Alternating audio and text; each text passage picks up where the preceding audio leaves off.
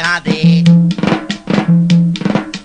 අමාදාරකින් ගෙන එන විරිදු සුරල් පදකින් කිනි යොමා සවන් අසනු මැනවි බුදුන් දෙසුව සදහම් මිනි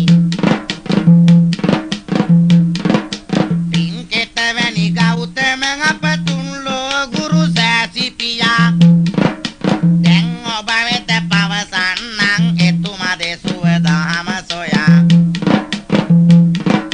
ගුණදාසම් සිරිලක් හොඳ එකමුතුකම ඇති කරමින් මන පිනවන දහම් කතා පවසමි හස රැලි පෙරමින්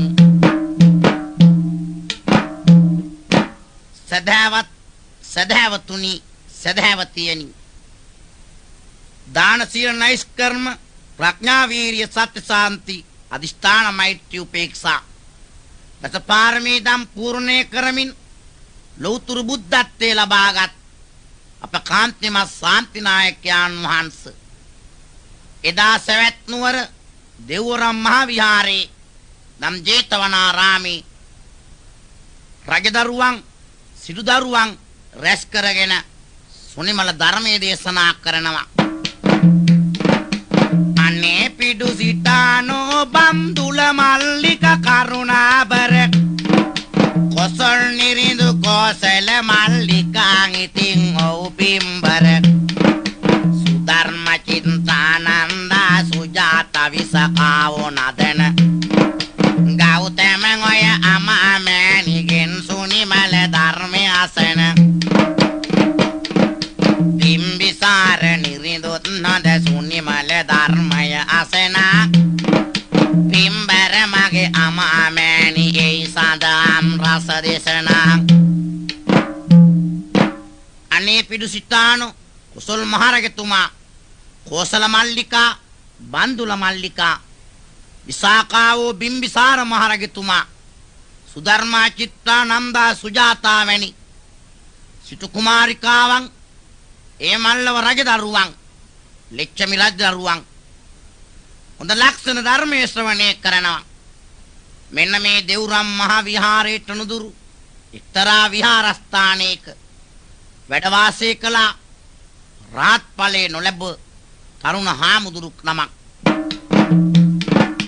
එල්ලාගෙන පාන්තරේ සවැත් නුවර පිඩු සිඟන්නේ තුල්වන් ලක්ෂණ ලඳක් දැකලා සමිඳුන් හිතන්නේ අනේ ඉතින් චීවරයන් පොරවන් පාතුරෙල්ලන් සිනහසිතින් මම ඉන්නේ ශාසනේ ගෞරවය රකිමින් ඊට වඩා හොඳයි නෙලඳලිය සරණට අරගනිමින් සැපසේ ජීවත් වෙන්නට හිතුවනේ තරුණ සමිඳුන් මේ හාමුදුරුවෝ දැක්කා එක්තරා දිනක් රූබර ස්ත්‍රියාවක් ඒ රූපෙන් ලක්ෂණයි තරුණ හාමුදුරුවෝ හිතනවා මම මේ ශාසනයේ ගෞරවය ආරක්ෂා කරන් සීලයක් රකින්නවා මට මීට වඩා හොඳයිනි මේ ස්ත්‍රියා විවාහ කරගෙන දිවි ජීවිතය ගත කළා නම් දැන් ඒ ස්ත්‍රියව ගැන හිතා හාමුදුරුවෝ ආව විහාරස්ථානයේට පාන්තරය පැත්තකට විසි කරලා සමිඳු තරුණ අර ලඳලිය ගැන සිතලා යහනාවට ගොඩ වීමෙන ඉස්සකෙස් රැවුල් නියපොතු වවාගෙන අනේ ඉතින් පින්වත් මේ තරුණ සමිඳු ඉන්නවා උකට ලිවාවෙන් මේ පිළිබඳ ගෞතම අපේ බුදු පියාට සැලවීමෙන් පින්කෙත වැනි මගේ සම්බුදු පියා දෙසයි මේ විලසින්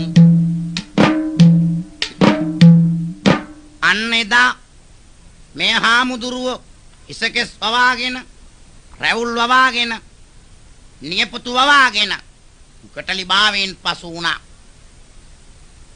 මේ බව ආරංචි වුණා පින්වත් ලෞතුරු අමාමෑණියන් වහන්සේට අර තරුණ හාමුදුරුවන් කැඳවලා බුදුන් වහන්සේ දේශනා කරනවා භික්ෂුව බාද විතරක් නොවේ එක්තරාත්මයක මම් පෙරම් පුරන සමයක ඔබ ඉපදුනා දානව යක්ෂයෙක් වෙලා එදත් ඔබ ස්ත්‍රියාවක් බොහොම ප්‍රවේශමෙන් ආරක්ෂා සහිතව තබා ගත්තත් ඒ ස්ත්‍රියාව වෙනස් වුණා. ඔය ස්ත්‍රියවන් ගැන තියෙන ආසාව ආදරයාලය අත්හැරගන්නට පැවිදි ජීවිතය ගත කරලා සංසාරෙ කෙටි කරගන්න උත්සාහවන්ත වෙන්න. මෙන්න මේ සමුග්ග ජාතකයේ අතීත කතාව ගැන හැර දැක්වුවා. පෙර බරණැස් පුරවරයක බ්‍රහ්මදත්ත නිරිඳු තුමන් කරමින වැසියව පාලන දිවි ගෙවනව සතුටු සිතින් ඉසමයෙන් අර පෙරුම් පුරණ අප මහ බෝසත් උතුමා මහ වනයක තව උස්දම් රැකගෙන සිටියනේ මහිමා රූක්සයක් අභියසෙන් ඔය පිරිසිදු සීලය සුරකින රාක්සයන් යක්සයන් තවුසාගෙන් ධර්මය අසන පෙර බරණැස් පුරවරේ බ්‍රහ්මදත්ත නම් රජතුමා රටවැසියාව පියෙක් හා සමානව දැහැමින් පාලනය කළා. එදා පෙරුම් පුරණ අප මහ බෝසතාණන් වහන්සේ ඒ බරණැස් නුවරට නුදුරු එක්තරා මහා වනාන්තරයක රූක්ෂයක් අභියස තවුස්තම් ආරක්ෂා කරනවා. පිරිසිදු සීලයක් රකින්නවා. සෑම දිනෙකම වනාන්තරයේ ජීවත් වෙන වහන්සේගෙන් අනුශාසනා ලබා ගන්නවා. මේ වනාන්තරයේ ඉන්නවා දානව කියලා මහා ධර්ම යක්ෂයෙක්. සේනාධිපතියෙක්. මේ දානව යක්ෂ සේනාධිපතියා සෑමදාම අර රූක්ෂයේ අභියසට ඇවිත් තවුසගෙන් ධර්මයේ ශ්‍රවණය කරනවා. දැන් මේ දානව යක්ෂයා තවුස සමග බොහොම මිත්‍රකමින් හිතවත්කම ඇති කරන් ජීවත් වුණේ. අන්නේ කාලයේදී කසී රට ඉඳන් විශාල පිරිසක් එනවා බරණැස් පුරවරයට එන්ට. කසී රට ඉඳන් විශාල පිරිසක් බරණැසට එන්න. නිසි සතුටින් එන අතරේදී සිදුවන පුවතකි අසන්න. දානව යක්ෂයා ඉන්න මහ වනයෙන් යනවා මෙන්න. පේනව යක්ෂයාට හිතුණා එදා මිනී මස් බුදින්න. ඌහඬ තබමින් දානව යක්ෂයා එන අතරතුරේ මේ අත එවම් පිරිස දුවන්ට උනි වනාන්තරේ. දැන් දානව යක්ෂයා මරහූ තියාගෙන එනකොට අර හිටිය පිරිස ඔළුව හැරිච්ච යතේ දුවන්ට උනා. වනට තියෙන ආදරේ නිසා. ඒ පිරිස අතරින් හිටිය හොඳ ලක්ෂණම රූමත් ස්ත්‍රියාවක් සිහිය නැතුව දැන් වැටුණා. දානව යක්ෂයා හිතනවා දැන් හොඳයි මෑව මරාගෙන අමුවෙන් මස් කන්ට ඕන කටරහට. දානව යක්ෂයාව මේ ලක්ෂණ ස්ත්‍රියාව ගාවට ඔහුගේ අදහස් වෙනස් වුණා. දෙවඟනක් වාගෙන් ඉතින් රූපය ඇගේ ආසාවක් හිතුණා යක්ෂයා වෙත ඇගේ. දානව යක්ෂයා කල්පනා කරති මෙලෙසට මෑ සමගින් යුග ජීවිතේ ඕනෑගෙවන්ට. මෑ මිනිස් කතක් තමයි බොහොම ලක්ෂණ. යක්ෂයෙක් වුණාත් මට ආසහිතෙමින. මෑව මරාගෙන නරකයි මම මස් කන්න. මෑ සමගින් ඕනෑ සන්තෝෂෙන් ඉන්න. අනේ සතුටින් ඉන්න. දෑතට අරගෙන ආගේ එනවා විමානේ. දානව යක්ෂයා විස්තර ඈට කියයිනේ. මෑ සුරංගනක් වගේ හරි ලක්ෂණයි. ඒ දානම යක්ෂයෙක් වුණත් එදා රාගාදික හැඟීමක් ඇති වුණා. මන් නරකයි මෑව මරාගෙන කන්ට. මම මෑත් එක්ක සන්තෝෂයෙන් ජීවත් විය යුතුයි. අරගෙන ආවා යක්ෂයාගේ විමානෙට. ඇවිත් කල්පනා කළා මෑව නිකම් තියන්න නරකයි. මෑ කවුරුෝ දැක්කොත් ඔහු සමග මිත්‍ර වෙන්න පුළුවන්. සම්බන්ධකමක් ඇති කරගන්න පුළුවන්. මම මෑව සංගවා ගන්න ඕන කාටවත් නොපෙනෙන ස්ථානයක. හදලා කරඬුවක් කණික යක්ෂයන් ඔය එවන් දිනේ. දමලා මේ ලක්ෂණ ලඳලිය කරඬුව තුලට සැනේ. කිලලා තම කුස ඇතුලට ආරක්ෂා කරයි සෙනේ. එකලා සිදුන පුවතක් විරිඳු පදවලින් මෙදිනේ. හැදුව කරඬුවක් දැම්ම මෑව කරඬුව ඇතුලට. දැන් ඉන්නේ කරඬුවේ ඇතුලේ ඉන්න කුමා ස්ත්‍රියව තේ කුමාරිය දානව යක්ෂයාගේ බඩ ඇතුලේ. දැන් මෑව එළියට ගන්නවා. ඈටුවමනා ආහාර පාන ආදිය දෙනවා. නැවතත් කරඬුවට දානවා. කුස ඇතුලට ගිල ගන්නවා. බොහොම පරිස්සම් කළා. ආරක්ෂා කළා. දවසක් දානව යක්ෂයට හිතුණා අලුත විවාහ වෙච්ච තරුණ සොඳුරියත් එක්ක යන්න ඕන වතුර ටිකක් නා ගන්න. ආදර මගේ සොඳුරෙක් ඕනේ නා ගන්නට යන්න. එම වරදානව යක්ෂයා විලක් වෙතට ආවේ මෙන්න. කුස තුල තිබුණා කරඬුව ඔහු එළියට අරගත්තේ. දානව යක්ෂයා දන්නේ නැහනේ ගෑණිගේ තත්ත්වේ. කරඬුව ගත්ත එළියට තිබ්බ විලගාවින්. ඉස්සෙල්ලා දානව යක්ෂයා තමන්ගේ තරුණ සොඳුරව නෙළුම් කොළ කඩලා නෑව්වා. නාවලා මෑව ගොඩින් තිබ්බා. දැන් දානව යක්ෂයා විලේ බැහැලා මෙහෙම නාන්ට වුණා. නෙළුම් පත්වලින් පැංගෙන අදර සොඳුර නාවනවා. ඉතිම් දානව යක්ෂයා නාගැනුමට සැරසෙනවා. විලට බැහැලා එක සැරයක් යට ගිලෙනවා අනේ ඉතින්. උඩ මතු උන සැනින් සොඳුර දියා බලයි සැකෙන් ඉතින්. දානව යක්ෂයා එක සැරයක් යට යනවා සැනින් ගොඩට එනවා. බලනවා ගොඩ ඉන්න සොඳුරිය දිහා. මොකද මේ ස්ත්‍රියව වර ලැබිච්ච මොහොතින් වෙනස් වෙනවා. යක්ෂයා දන්නවා මේක. දැන් යක්ෂයා දිය යට යනවා ගොඩට එනවා. බලනවා සොඳුරිය දිහා නැවතත් යට ගිලෙනවා. තරම් හොඳට පරිස්සම් කළේ. දැන් මේ තරුණ ස්ත්‍රියව වතුර නාගෙන ගොඩ ඉන්නේ. ඔය ස්ත්‍රී පක්ෂය දිය වේලා ගැනීම සඳහා අත් දෙකෙන් කේශ කලාපේ ගසනවා. මෑත් දැන් මේ අත් දෙකෙන් තමන්ගේ කෙස් වැටිය ගසන්ට වුණා. අන්න ඒ වෙලාවේ දැක්කා සිද්ධ විද්‍යාද්දර කියන දිව්‍ය පුත්‍රයා විදුර කඩුවක් අරන් ගුවනින් ගමන් කරනවා. අරගෙන විදුර කඩුවක් සිද්ධ විද්‍යාද්දර හොඳ සතුටින ගමනක් යන්නට ගුවනින් එදා යන්නේ නාලද. මේලදලිය සින්ද විද්‍යාදර දැකලා දෙනෙතට ආසාවක් ඇති වුණානේ ඔහුවත් ගෙන්වා ගැනුමට. බැලුව හරි ලක්ෂණයි. යක්ෂයාගේ හැටි බැලුවාම ගොරොක් ගෙඩි දෙකක් වගේ ඇස් දෙක. දත් දෙක දිහා බැලුවාම පණේ පා වෙනවා. ඊට වැඩිය හොඳයි මොහු. දැන් මොහුට මං කතා කරන්නේ කොහොමද? ස්ත්‍රියවකට තියනවලු සිව්සටක් මායන්. මේ මායන් 64න් එකක් විදහා දැක්ුවා.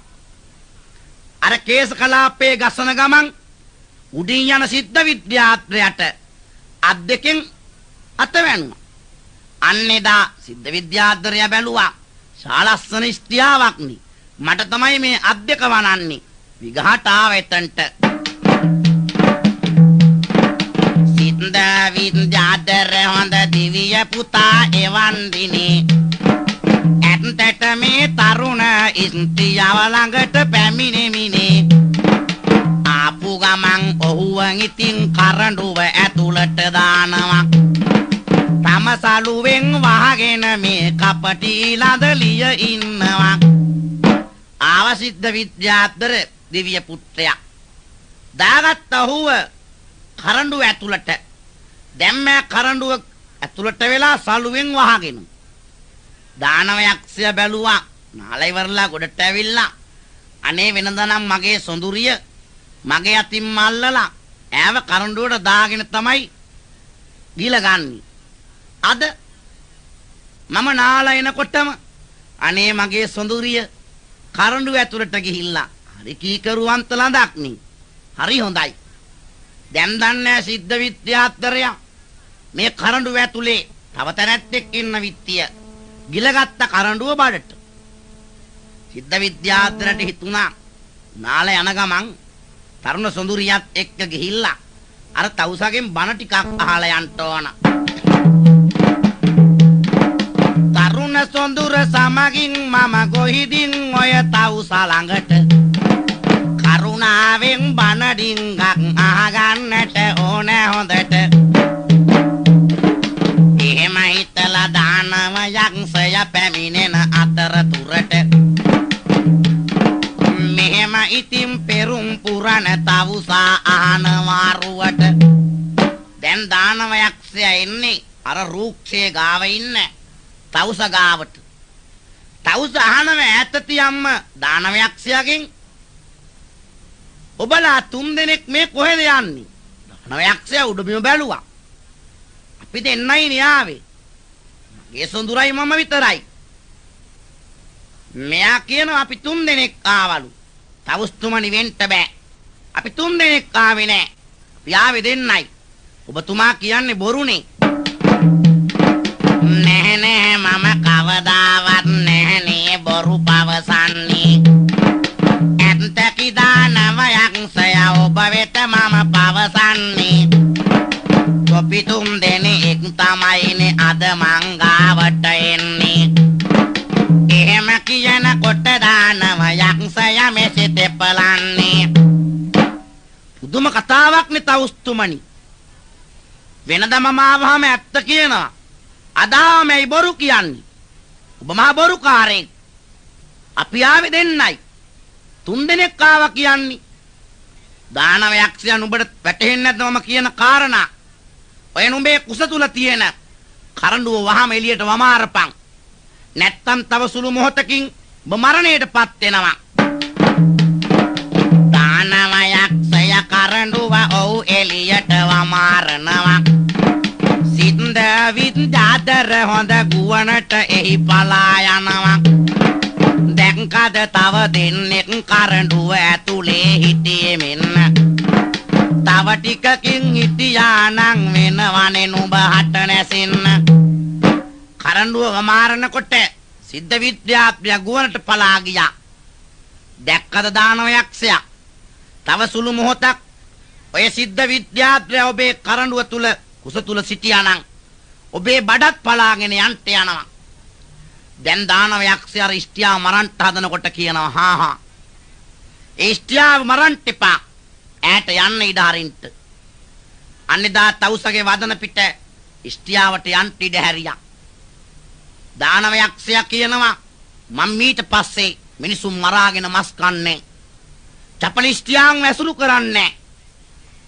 මං ඔබෙන් බණ ඇහු නිසා දැහැමින් ජීවත් වෙනවා දානව යක්ෂයා හොඳ මිනිහෙක් බවට පත් වුණා ඔව් ගුණගරුක වුණා අන්න මේ ඉෂ්ටියා වනාන්තරේ ඇවිදලා කුසට ආහාරක් නැතුව නිර්ආහාරව දුක් විඳලා මරණයටපත් වෙලා පරදාරයේ යෙදුන බැවින් අටමහාරකාදියට වැටුණා මේ සමුග්ග ජාතකයේ දේශනා කළේ ලෞතුරු අමාමෑණියන් වහන්සේ ඉෂ්ටියාවක් ගැන හිතා හිටිය උකට ලියුණු සංගනමකට කරඬුවක් ඇතුළට ළඳ දාගෙන හිටියත් ඇත්තට කුස තුල හිටියත් මොහොතින් වෙනස් වුණා අර විදියට සමුංග ජාතක අතීත කතාව බුදු හිමි සරුවට කරුණාවෙන් දේශනා කළේ උකට ලියුණ සංගනමකට. දැක්කද භික්ෂුව කරඬුවක් ඇතුළට ස්ත්‍රියව දාගෙන කටින් ගිලලා කුස තුල ආරක්ෂා කළත් එදා විලාපියසදී අවස්ථාව ලැබුණ සැනින් ඈ වෙනස් වුණා. මේ සමුංග ජාතක අතීත කතාව අවසන් වෙනකොට අර ස්ත්‍රියාවක් ගැන ආසාවෙන් පසු වුණ ආදරයෙන් පසුතැවිලි වුණ තරුණ හාමුදුරුවෝ රහත් ඵලය ලබා ගත්තා. සමුංග ජාතක කතාව ඇත්තට එදා අවසානයේ පින්වත්තේ තරුණ සමිඳු රහත් ඵලය ලැබුවානේ. දැක්කද සමුංග ජාතකේ ඇති ආදර්ශය ඉතින් මක්කට තව කියනවාද ගැහණිය අග්ගැන වෙලෙසින්.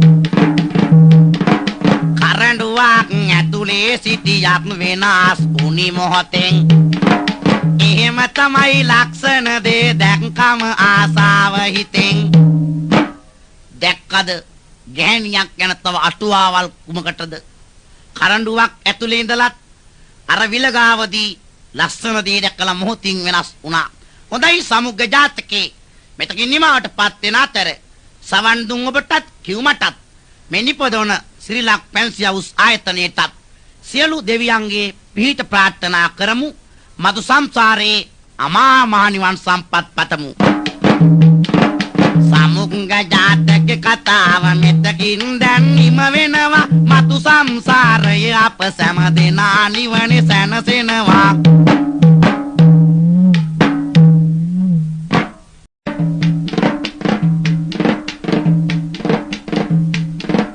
සමුංග ජාතකයට සවන් දුන්න කරුණාවෙන් දැන් උත්තර සමිඳුන් ගැන සවන් දෙමුකෝ සරදාවෙන්.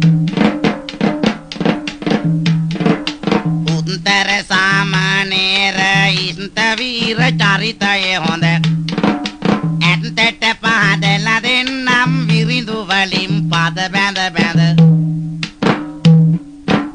එදා සවැත් නුවර දෙව්රම් මහ විහාරේ බුදුරජාන් වහන්සේ වැඩවසන සමයේ ඒ සවැත් නුවර පාලනය කළේ කොසල් මහරජතුමා. දුආම්දුරුවන්ගේ අග්‍ර උපාසකවරයෙක්.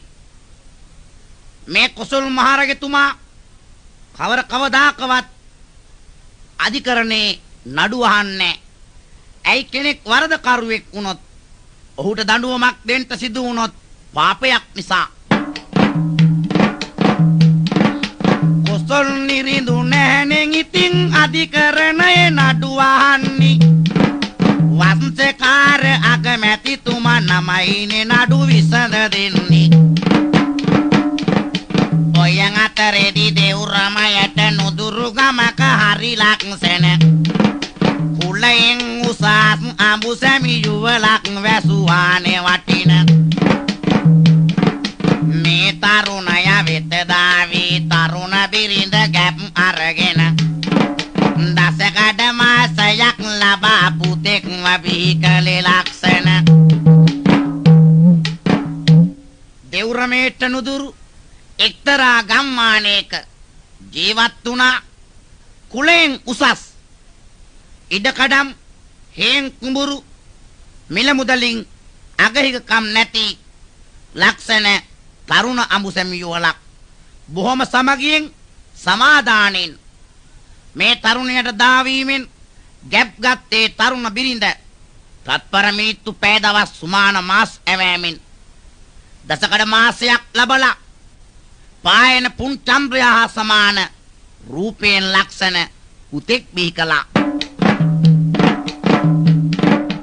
අදර පුතා දැකලා මේ පියතුමා සන්තෝෂ වෙනවා.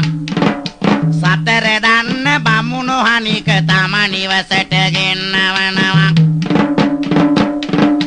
කෙසෙල් ගෙඩි කැවුම් කිරිබත් වලින් හොඳට සලකනවා. රුවින් දිලෙන පුතු පෙන්නලා නමක් තබන ලෙස කියනවා. එදා මේ තරුණ තාත්තා බොහොම සන්තෝෂ වෙලා සතර දන්න බ්‍රාහ්මණයෝ ජ්‍යොතිෂයේ පිළිබඳන් ගෙන්නුවා තමන්ගේ නිවසට. කැවුම් කෙසෙල් ගෙඩි කිරිබත් වලින් හොඳට සංග්‍රහ කළා.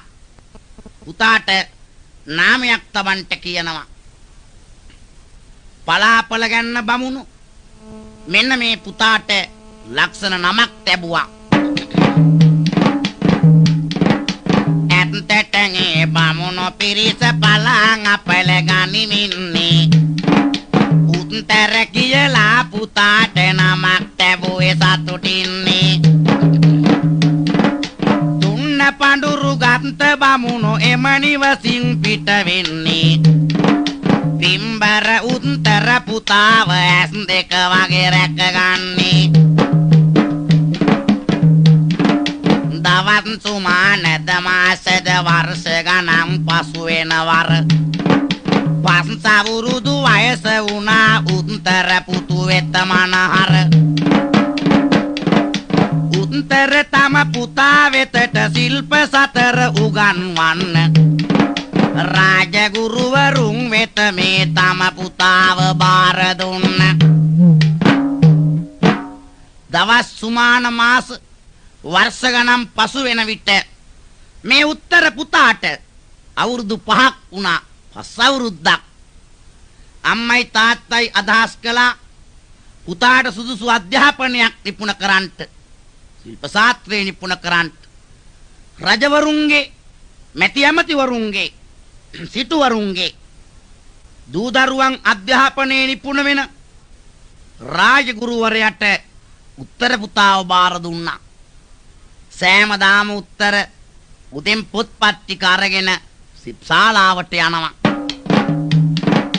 සෑමදාම පොත්පත් අරගෙන උත්තර පුතු හරි හොඳ බොහොම සොඳින් සිප් මැදුරට පිටත් වෙනවා කරුණාලද. ගමන් කරන අතරතුරේ නැහැනේ කිසි දෙයක් බලන්නේ. අනුන්ගේ ගස් වලට නෑනේ ගල් මුල් වලින් ගසන්නේ. හරි කීකරු දරුවෙක් මොහු සිප් ශාලාවට යනවා. හරි සතුටින් ශිල්ප සතර බොහොම හොඳට ඉපිනවා. බොහොම හොඳට ශිල්ප ශාස්ත්‍රයේ නිපුණ වුණා. පාසල් පොත්පත් අරගෙන පාසලට යන තුරු කිසිම කෙනෙක්ගේ ගහකට ගලකින් මුලකින් ගහන්නේ. හරි කීකරු දරුවා අවුරුදු 2ක් ඉගෙන ගත්තා.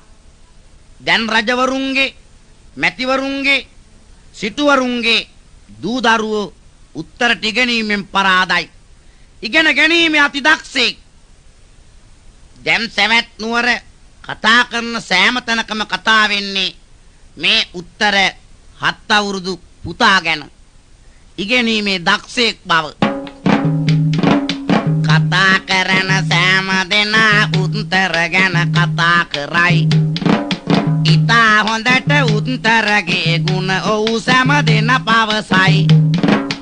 ඉගෙන ගැනීමේ දක්ෂයෙක් ය උත්තර පොඩි පුතා හොඳින්. රජවරුන්ගේ දරුවෝ පවා පරාද වෙනවනේ ලෙසින්. මේ කැහුණා අධිකරණ ශාලාවේ නඩු විසඳන වස්සකාර කියන අග්‍රමාත්‍යවරයාට. වස්සකාර අගමැතිතුමාට ආසාවක් හිතුණා. අනේ මේ උත්තර කියන ළමයාව දකින්න ඕන මං. දිනක් උදේ වස්සකාර අගමැතිතුමා අස්සයා පිට නැගී මාලිගාවෙන් පිටත් වුණා.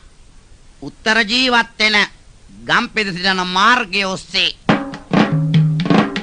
අස්සයාගේ පිටට නැගී අගමැති හොඳ වස්සකාර ලස්සන ගමනින් එනවා දකිනා විලසින් උත්තර. එනාතරෙදි උත්තර පොත්පත් ටික අරගෙන උදයින් සැනකින් අය පිටත් වුණා සිප් ශාලාවට එලෙසින්. දැන් උත්තර පොත්පත් ටික අරගෙන එනවා සිප් මැදුරට යන්න. වස්ත්‍රකාර අගමැතිතුමා එන්නේ උත්තරව දකින්ට. ඈත තියාම දැක්ක වස්සකාර අගමැතිතුමා හොඳ පින්වන්ත දරුවෙක් එනවා. කීකරු ගමනකින් අස්සයා පිටින් බැස්ස වස්සකාර අගමැතිතුමා අහනවා උත්තරගෙන් ළමයා නුඹේ නම මොකක්ද? මගේ නම තමයි උත්තර යන්නේ මම ඉගෙන ගන්න. අගේ වඩන අගමැතිඳුට උත්තර පිළිතුර කිදුන්න. උඹ දකින්න තමයි ළමයා මමත් තාවේ වටහා ගන්න. මම ඉල්ලීමක් කරන්න කැමතිද නුඹ බාර ගන්න. මගේ නම උත්තර. ළමයා නුඹ දකින්න ආසාවෙන් තමයි මමත් ආවේ. මම තමයි ළමයෝ වස්සකාර අග්‍රාමාත්‍යවරයා. කොසල් රජතුමාගේ අධිකරණ ශාලාවේ නඩු අහන එක්කෙනා. ළමයා උඹ හොඳට ඉගෙන ගනින්. උඹ තරුණයෙක් වුණාම මම රාජමාලිගාවෙන් ඔබට ඇමති ධූරයක් අරන් දෙන්න. ඒ වගේ ළමයා මගේ හොඳ ඉල්ලීමක් තියෙනවා. උඹ තරුණයෙක් වෙනකොට මගේ දූ කුමරිය තරුණියක් ඈව විවාහ කරගන්න ඕන. අන්න උත්තරගෙන නිකන් හිත කලකිරුණා. මෙහෙම පිළිතුරක් දෙනවා. චික් විතරක් ලැජ්ජ නැත්ද වංශකාර අගමැතිඳුට මක්කද මේ පවසන්නේ මම පොඩි ළමයෙක් ඇත්තට. ඔබේ දුවනි තරුණ වියට පාට පුවම බොහොම හොඳට වෙන තරුණයෙක් හොයලා විවාහ කරලා දෙන්නම් ඔහුට. චික් විතරක් අගමැතිඳුනි මොනවද මේ කියන්නේ? මම තාම ඉගෙන ගන්න පුංචි ළමෙක් නේ. ඔබේ දූ කුමාරිය තරුණියක් වෙනකොට ඇගේ වයසට ගැලපෙන තරුණයෙක් හොයලා විවාහ කර දෙන්න. ළමයා උඹ එහෙනම් මහාන වෙන්නද? ඔව් මම මහාන වෙනවා. මේ වචනේ හිතේ තියාගත්ත උත්තර ගමන ආරම්භ කළා. වස්සකාර අගමැතිතුමා හිතනවා මේ සවැත් නුවර කිසි කෙනෙක් මගේ වචනේ ප්‍රතික්ෂේප කළේ නැහැ. මේ පුංචි කොල්ල මහ හිතුවක්කාරී ආඩම්බරකාරී. හොඳයි කවදා හරි අවස්ථාවක් ලැබුණොත් මං එදාට උඹෙන් පලි ගන්නවා. වස්සකාර අගමැතිතුමා කෝපයෙන් ගියා මාලිගාවට. එදා උත්තර ඉගෙනගෙන අවසාන වෙලා ගෙදරට ඇවිත් මව්පියන්ට වැඳලා කියනවා මෙහෙම. උත්තර පොඩි පුතාන් එදා ආදර දෙගුරුට වැඳලා ඇත්තට වදනක් කියනවා දෙගුරුට සෙනෙහස වඩලා. අම්මේ තාත්තේ ගී සම්පත් වලින් මෙමට පළක් නොවේ. මහාන වෙලා මම ඇත්තට දකින්නමයි නිවන් සුවේ. අම්මේ තාත්තේ වඳින්නම් මට මේ ගිහි සම්පත් එපා. මාව බුදුරජාන් වහන්සේ ළඟට එක් කරන් ගිහින් මහාන කරන්ට බාර දෙන්න. අම්මා තාත්තා සන්තෝෂ වෙලා 7 අවුරුදු උත්තර වල්ලගෙන ආව සවැත් නුවර දෙව්රම් මහ විහාරයට. බුදුරජාන් වහන්සේට බාර දුන්නා මහාන කරගන්න. එදා බුද්ධ ශාසනයේ අගසව් දෙනම කියන සරියුත් මුගලන් අතරින් උත්තර 7 අවුරුදු පුතාගේ හිසකෙස් මුඩු ගාලා චීවරයක් පෙරෙව්වා. දැන් උත්තර පුංචි සමිදු කරුණා ගුණ මෙනෙහි වඩන් පිම්බර සීලය රකින්න සංසාරය කෙටි වෙනමින් පාන්තරය එල්ලාගෙන සවැත් නුවර පිටු සිඟනවා. මහත් ගුණෙන් උත්තර පොඩි සමිදු සීලයක් රකින්නවා. උත්තර පුංචි හාමුදුරුවෝ පිරිසිදු සීලයක් රකින්නවා. භාවනාවේ දෙනවා. පාත්‍රයෙල්ලම් පිටු සිඟා යනවා. එක්තරා දිනක් බුදුරජාන් වහන්සේ උත්තර පුංචි හාමුදුරුවෝ පිටුසිඟා වඩින්ට සූදානම් වෙනකොට එල්ලීමක් කළා. උත්තර පොඩි හාමුදුරුවනි මට අද කොළ කැද ටිකක් පිටුසිඟාගෙන එන්න. වැඳලා ගෞතම මෑණිට උත්තම පොඩි සමිදු ඉතින් එකලං ඔය පිටත් තුනා පිටුසිඟනා අදහසින්. වැව් කණ්ඩියක් මුඩින් උත්තර පොඩි සමිදු වඩින නිල් පැහැයෙන් බැබලෙන ඔය ජලය දැකලා සතුටු වුණා. දැන් පුංචි හාමුදුරු වැව් කණ්ඩියක් උඩින් ගමන් කරනවා. දැක්ක නිල් පැහැයෙන් බැබලෙන ජලය. හාමුදුරුවන්ට ආසාවක් හිතුණා. වැවේ බැහැලා ඇඟපත සෝද ගන්න. චීවරයයි පාත්‍රයයි වැව් කණ්ඩිය උඩින් තැබුවා බැස්ස වැවට. දැන් වැවේ බැහැලා ඇඟපත සෝදනවා. ඊට කලින් දවසේ රාත්‍රී තරා හොරු කණ්ඩායමක් සවැත් නුවරෙක් සිටු මාලිගාවක් විඳලා රම්මිනි මුතුමැණික් ආභරණ මසුරන් සොරකම් කරගෙන තාම හොරුන්ට සවැත් නුවරින් පිට වෙන්න ලැබුණේ නැහැ. වීදියක් නගරයක් පාසා රාජසෙබළුන් එක හොරෙකුට ලැබුණන් ඉතින් කොටසත් පොට්ටනි බැඳගෙන සැක නැති කර එන්ට එනවා තමන්ගේ නිවසට යන වෙන. රාජසෙබළු දැකලන් ඉතින් එදා බියක් ඇති වෙන්නේ. තේජවන්ත කම නැති උනි හොරා දුවන්ට සැරසෙන්නේ. රාජසෙබළුන්ව දැක්කා හොරා දුවනවා. රාජසෙබළුන් ලුහු බඳිනවා. හොරාගේ වේගය වැඩි වුණා. දැන් හොරා දුවන්නේ අර වැව් කණ්ඩිය උඩින්. හොරා කල්පනා කරනවා අහුනොත් මැරුම් කන්ට වෙනවා. අතේ තිබුණ රත්තරන් මුතුමැණික් ආභරණ පොට්ටනි දැම්ම පාත්‍රයට හොරා කැලෑවට පැනගත්තා. රාජසෙබළු වැවිලා මේ පාත්‍රය අවුස්සනකොට රත්තරන් මුතුමැණික් ආභරණ මසුරන් මාලිගාවෙන් සොරකම් කරපු ඒවා බැලුවාම පුංචි හාමුදුරු කෙනෙක් ඇඟපත සෝදනවා. බැස්ස වැවට අල්ලගත්ත උත්තර පුංචි හාමුදුරුවන්ව මේ රාජසෙබළු ගහන්න පටන් ගත්තා. බැහැලා වැවට උත්තර පොඩි සමිදු ඉතින් අල්ලාගෙන එකල පහර දෙනවා අර පොඩි සමිදුට මේ විලසින. පොඩි කාලේ ඉඳන් මං උඹ සිවුරක් පොරවම් බොරුවට රෑ වෙනකොට ගෙවල් බිඳි මං කොල්ලා කනවා හොඳට. නොකරපු වරදක් නොකරපු සොරකමක් හොඳටම ගැහුවා. අරගෙන ආව අධිකරණ ශාලාවට නඩු අහන්නේ වස්සකාර අක්‍රමාර්ථවරයා. රාජසෙබළු කියනවා අකමැතිතුමනි මෙයා එක හොරෙක්. බැලුවා වස්සකාර මූණ දිහා. උඹ නේද උත්තර කියන්නේ. උඹ නේද දා මගේ වචනේ ප්‍රතික්ෂේප කළේ. දෙන්නම් මං උඹට හොඳ දඬුවමක්. වහමන් ඉතින් පොඩි කොළුවව අරගෙන ගොස් අමුසොහනට කොහොඹ උලක උල තියලා මරන්ට අන දුන්නයි විට. වදමල් මාලා පළඳලා උත්තර පොඩි සමිදු ගෙලට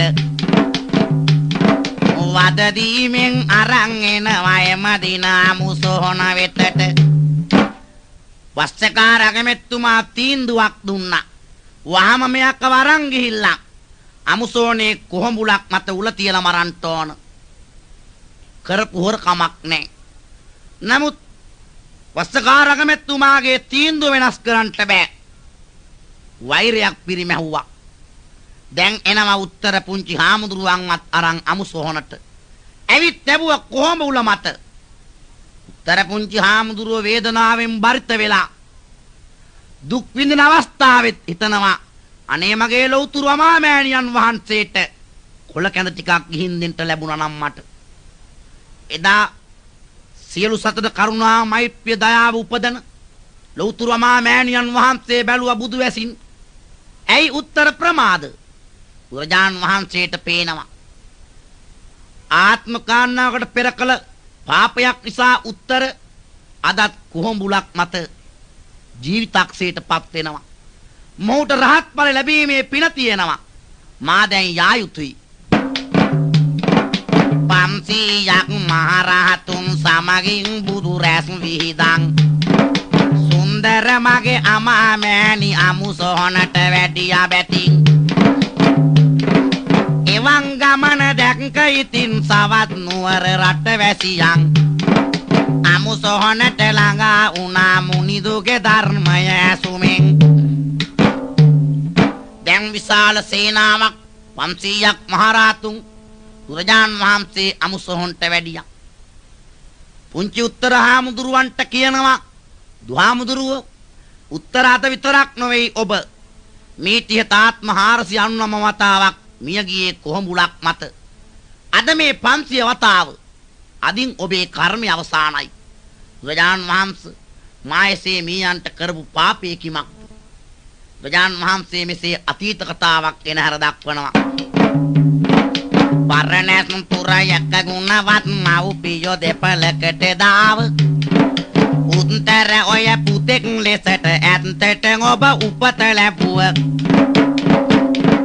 ළමා වයසේ උන්තර අර ඔබ ඇත්තෙන් දඟකාරයි ළමා වයසේ උන්තර ඔය ඇත්තට හිතුවක්කාරයි උත්තර පෙර බරණැස් පුරවරේක කරුණාවන්ත මව්පිය දෙපළකට දාව ඔබ පුතෙක් වශයෙන් උපත ලැබුවා ඔබ ළමා වයසේදී හරි හිතුවක්කාර ළමයා අනුන්ගේ ගස් වලට ගල් මුල් වලින් ගහනවා බැනුම් අහනවා ආල පහල් ළමයිට ගහ ගන්නවා අඩදබර වෙනවා හිතුවක්කාරයි එක්තරා දවසක් උත්තර ඔබ ඔබේ යහළුවන් සමග ගවරලත් අරගෙන ගියා කැලෑවට ඔබ සෑමදාම යනකොට කුඩා පිහියක් අරන් යනවා ඒ ගවයින් ගස්වල බැඳලා ඔබේ අතේ තිබුණ පිහියෙන් ඔබ කොහොඹ කෝටුවක් කපලා මොතට උල් කරගත්තා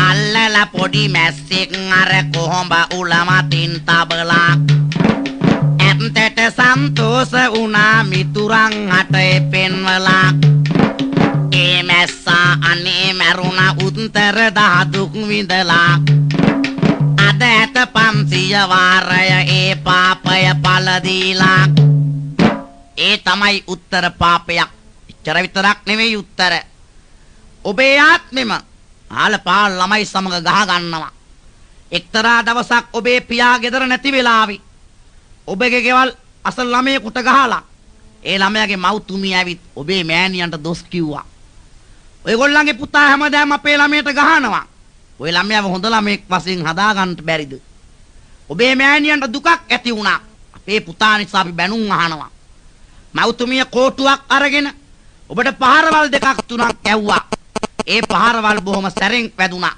ඔබ මෑණියන්ට බැන්න උත්තර මෙහෙම ළමයෙකුට ගැහුවරදට අම්මා තලයි අද මේ මට අම්මේ වේදනාවක් දැනෙනවා දැන් මගේ සිරුරට අම්මා ගහන නිසා ඔහොම නිර්පරාදේ අම්මේ මේ මට කොහොඹ උලක උල තියාලා මරන්න වටිනවා හොඳට අම්මා ළමයෙකුට ගැහුවරදට මට තලන නිසා අම්මව කොහොඹ උලක උල තියලා මරන්න වටිනවා අම්මි ඒ තමයි උත්තර පාපය අදින් පාපය අවසానයි අතීත කතා දෙක අවසාන වෙනකොට උත්තර පුංචි හාමුදුරුවෝ රහත් ඵලය ලැබුවා රහත් ඵලය ලැබන අවස්ථාවේ කොහොඹ උල මත